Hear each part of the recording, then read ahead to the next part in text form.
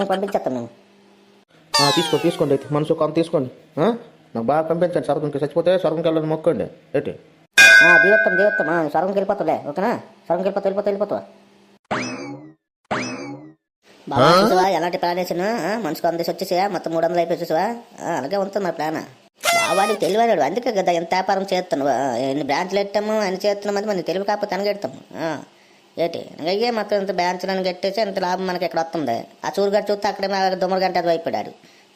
వచ్చిన ఆదాయం మనం సరిగొట్టేస్తాడు ఏంటి ఇక్కడ సంపాదిస్తుంటే. వినాయక చవితి వస్తున్నాయే ఏంటి. వినాయక చవితి అయితే ఎక్కువ మంటపాలు ఎక్కువ ఎడితేలే అనమాట ఏంటి. మంచి మనం స్టాఫ్కి పెంచాలా ఏంటి. ఊరికొక వినాయక చవితి పెట్టినా ఊరికి స్టాఫ్ ఒక 2-3 ఊరికి పెట్టాలి. ఒక్కొక్క ఊరికి ఏంటి. స్టాఫ్ పెంచకపోతే మనకి ఇదే వ్యాపారం, ఇదే లాభం అనమాట. మంచి పండుగ ఇప్పుడు పూజలు వస్తున్నాయి, వినాయక చవితి వస్తాయి, తర్వాత దుర్గ పూజలు వస్తాయి ఏంటి. ఈ వ్యాపారం మీద బతుకున్నాం మరి, అనగా చేసుకోవాలి. రేటు చేస్తాం చెప్పు. స్టాఫ్కే రేపటి నుంచి రిక్వైర్మెంట్ చేయమ్మా. రేపు ఆ పేపర్లోనే ప్రకటన